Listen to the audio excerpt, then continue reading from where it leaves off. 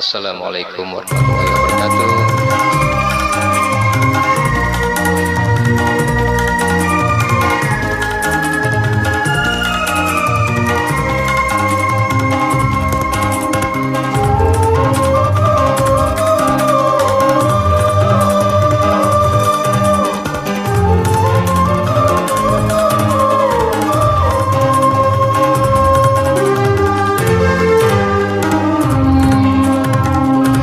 Racun yang kau berikan padaku masih terasa getir di lidahku. Kini untuk apa lagi katakan cinta pada diriku yang telah lama kau siksa.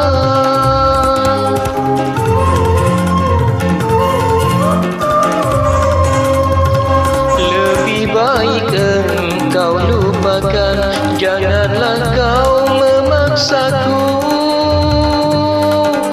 kembali untuk membuka lembaran baru. Racun yang kau berikan padaku masih terasa getir di lidahku. Kini untuk apa lagi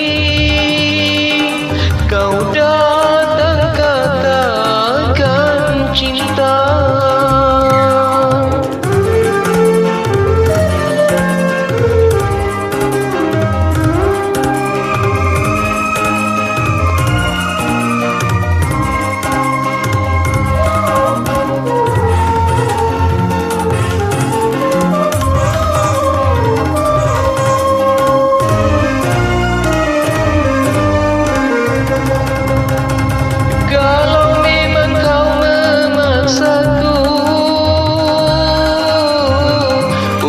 Membuka lembaran baru bagiku tak mengapa, asal dapat kau rubah pahitnya racun jadi manisnya madu.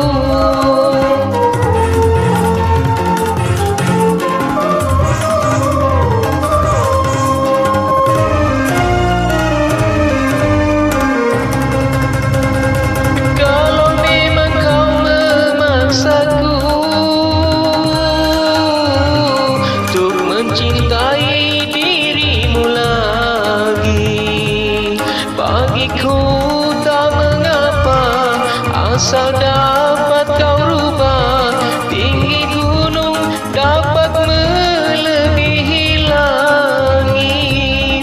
Ku rela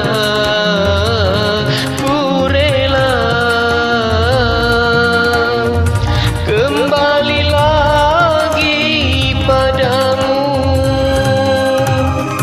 Racun yang kau berikan padaku masih terasa getir di lidahku. Ini untuk apa lagi kau datang katakan cinta.